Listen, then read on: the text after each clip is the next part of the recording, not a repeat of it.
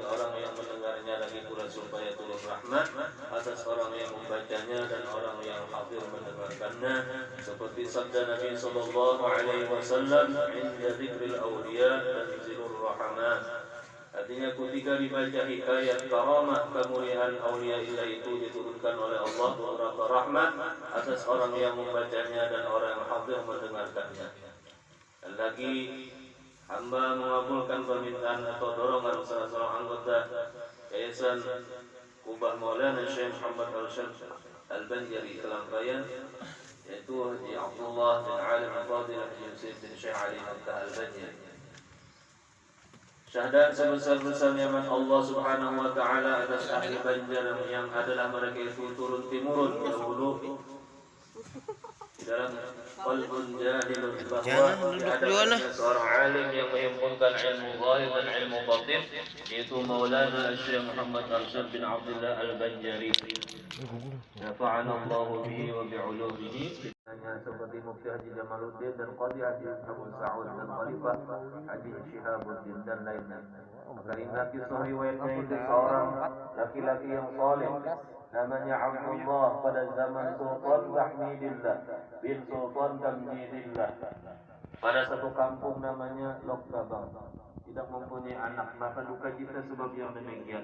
Maka tadarru' dan berdoalah ia memohonkan zuriat kepada Allah Subhanahu wa taala. Maka diketahuilah oleh Allah Subhanahu wa taala dan ikhlas hatinya, maka dikabulkan oleh Allah taala akan permintaannya, dan buntinglah istri beliau.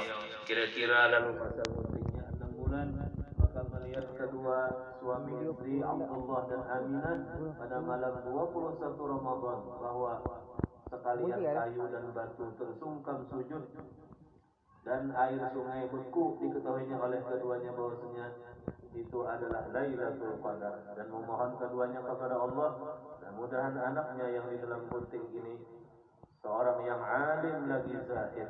Maka manakala sempurna bulan, lahirlah seorang anak laki-laki pada malam Khamis jam 13 Safar tahun 1122 Hijriah yang bernama banyak membikinlah ia akan pekerjaan yang ajaib-ajaib dan yang tiada layak dengan muda umurnya.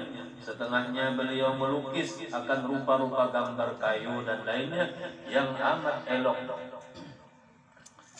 Maka pada suatu hari datang Sultan Tahmidillah serta beberapa menterinya pada kampung itu dan melihat ia akan rupa-rupa gambar yang amat elok itu, dan dinaikkannya siapa yang membuat rupa-rupa gambar ini, maka dikata orang baginya anak Abdullah. Kemudian diserunya Abdullah dan istrinya bahwa Muhammad Arsyad dimintanya, maka dikabulkan oleh keduanya permintaan Sultan itu.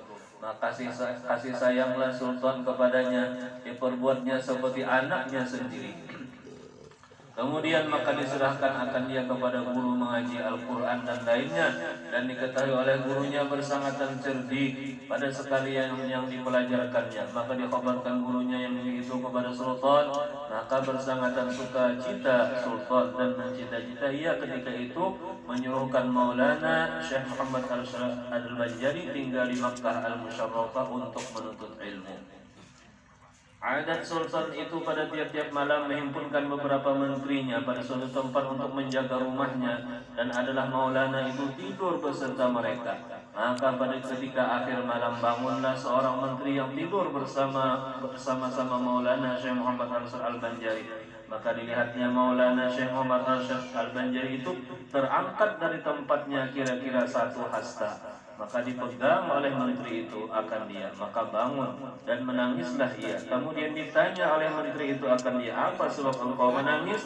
Jawabnya, aku bermimpi seorang laki-laki membawa akan daku naik ke atas langit. Kenapa engkau pegang akan daku? Maka bangun aku. Dan pada suatu malam melihatlah Maulana Syekh Muhammad Arsyad Al-Banjari akan malam Lailatul Qadar. Setelah diketahuinya maka memohonkan kepada Allah Subhanahu wa taala ilmu yang bermanfaat dunia dan akhirat bagi dirinya dan zuriatnya hingga 7 turunan. Kemudian Maulana Syekh Muhammad Arsyad beristri seorang perempuan yang salihah namanya Tuan Bajud, dan bunting ia. Setelah beristri berangkatlah Maulana Syekh Muhammad Arsyad Al-Banjari ke Makkah Al-Musyarrafah dengan ongkos sultan dan tinggal di Makkah menuntut ilmu kepada beberapa guru yang mengajar di Masjidil Haram Makkah. Yang terlebih besar gurunya itu Al-Allamah Syekh Abdullah bin Ahmad. Masa 30 tahun bersama-sama dengan Syekh Abdul Samad Palembang dan Syekh Abdul Rahman Misri Betawi dan Syekh Abdul Wahab Bugis. Maka hasillah baginya sekalian fan ilmu yang 35 dan lainnya, dan mengizinkan sekalian guru-gurunya mengajar ilmu dan berfatwa di Makkah Al-Musyarrafah. Tatkala cukup 30 tahun di Makkah, maka musyawarah ia kepada temannya yang tersebut supaya pergi ke negeri Mesir untuk ilmu. Tatkala hasil muwafaqat dengan temannya yang tersebut, maka pergi mereka sampai mereka itu ke Madinatul Munawwarah, maka mengambil bai'at mereka itu kepada Al-Arif billah Syekh Sayyid Muhammad bin Abdul Karim As-Samman dan jadi khalifah mereka.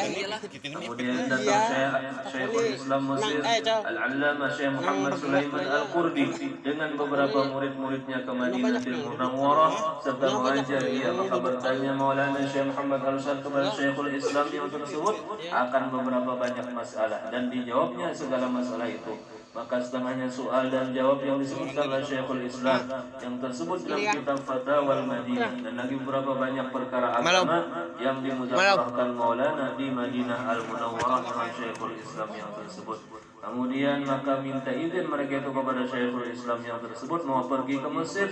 Maka ditegahkan oleh Syekhul Islam dengan katanya, tidak ada di Mesir orang lebih ilmunya daripadaku dan ilmu kamu semuanya. Sudah cukup, kembalilah kamu ke Jawi supaya kamu nyatakan akan agama Nabi Muhammad SAW di sana.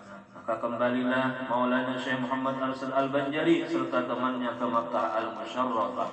Dan lagi diriwayatkan bahwasanya Maulana itu melihat pula Lailatul Qadar di Makkah Al-Musyarrafah, maka memohonkan ia beberapa permohonan kepada Allah bagi dirinya dan zuriatnya dan umat Nabi besar Muhammad SAW.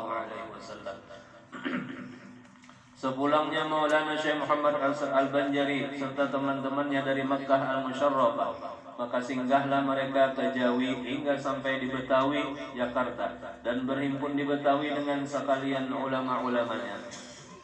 Kepala mereka itu Al-Allamah Syekh Abdul Qahhar. Kira-kira 2 bulan maka hasillah di Betawi beberapa banyak mudzakarah dan munadharah segala fan ilmu, hingga didapatnya berkenal-kenalan dengan beberapa pendeta Nasrani dan jenderal-jenderal. Hasil akhirnya diperolehnya segala kesukaan sebab perhimpunan ulama-ulama Makkah dan Betawi dan pendeta Nasrani dengan bercita-citaan dan berjamu-jamuan makanan dan minuman dan lainnya. Dan hasil pula baginya beberapa hadiah daripada ulama dan orang kaya dan anak negeri. Maka di dalam 2 bulan itu seperti hari raya bersukaan dan berjamu makanan, minuman dan lainnya. Maka selama Maulana Syekh Muhammad Al-Banjari di Jakarta, banyak masjid-masjid yang Maulana datangi untuk sembahyang berjamaah dengan masyarakat sekitarnya. Ketika Maulana Syekh Muhammad Al-Syad bersama rombongan tiba-tiba di Masjid Jambatan 5 Jakarta, maka nampak oleh Maulana arah kiblat masjid tersebut terlalu miring ke kiri. Lalu hal ini dikemukakan kepada tokoh-tokoh masyarakat di sekitarnya, namun tidak mendapat sambutan yang semestinya dan hampir sedikit salah pengertian. Melihat hal yang demikian, Maulana Syekh Muhammad Al-Banjari langsung berdiri ke depan menghadap para jamaah di dalam masjid di dalam posisi arah kiblat yang sebenarnya, sambil mengacungkan tangan kanan beliau. Maka nampaklah di celah-celah lengan jubah Maulana Syekh Muhammad Al-Syad itu akan Ka'bah yang langsung dapat dilihat oleh jamaah yang hadir. Maka arah kiblat masjid tersebut dipalingkan ke kanan sebanyak 25 derajat pada tanggal 4 Safar 1186 Hijriah. Dan selain masjid tersebut, di atas juga beliau betulkan arah masjid luar batang dan masjid Fakojan. Maka inilah sebagian karamat kemuliaan Maulana Syekh Muhammad Al-Banjari ketika beliau masih hidup. Baik saudara-saudara, bahwa salah satunya kita beriman percaya bahwa karamat itu ada kepada siapapun juga orang yang dikehendaki oleh Allah Subhanahu wa taala sebagai waliullah. Firman Allah di dalam Al-Qur'an, inna akramakum indallahi atqakum innallaha alimun khabir, yang artinya bahwa sesungguhnya semulia-mulia kamu kepada Allah yaitu setakwa-takwa kamu, sesungguhnya bahwa Allah taala yang berilmu pengetahuan lebih mengetahuinya. Lagi telah menyatakan mengkias dalam tafsir Sawi juz Rabi' suratul Hujurat, ja'ala al-karamata 'indahu bit-taqwa la bil ansabi wala bil amwali. Artinya Allah jadikan kemuliaan itu dengan sebab takwa, tiada dengan keturunan dan tiada dengan sebab harta.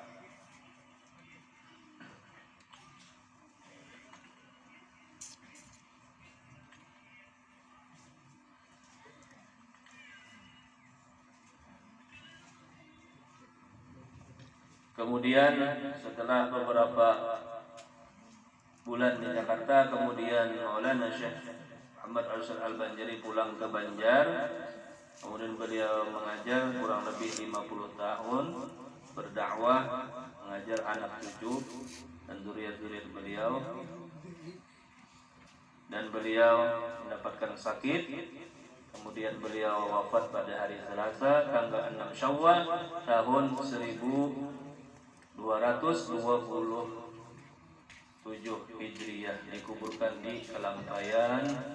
Inna lillahi wa inna ilaihi raji'un. Allahumma ighfir lahu warhamhu wa'afihi wa'fu anhu waj'al jannah maswahu wa ma'wahu wa mafsah lahu fi qabrihi waj'al qabrahu rawdah min riyadil jannah. Allahumma amidna bimadadihi wa'id 'alaina wa 'ala dhurriyyatina wa 'ala ahli qaryatina min barakatihi wa asrarihi wa anwarihi wa 'ulumihi wa nafahatihi wa khususiyyatihi wa karamatihi fid dunya wad dunya wal akhirah. Wa sallallahu 'ala sayyidina Muhammadin wa 'ala alihi wa sahbihi wa sallam. Alhamdulillahi rabbil alamin. Al-Fatiha.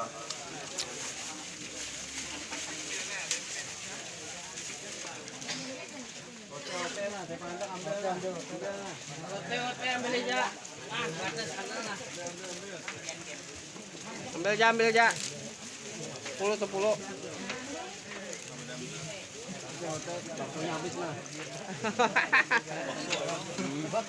Di atas je. Baksonya habis baksonya. Ambil katanya ambil aja. Sudah terdapat pulang tahun ini tak. 3 J.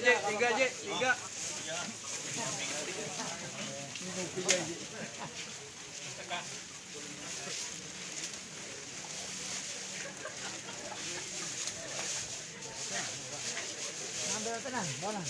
Oh, ambil ya katanya. Lapian mana katanya? Sebut juga ambilin mas dulu ada menit ambilin.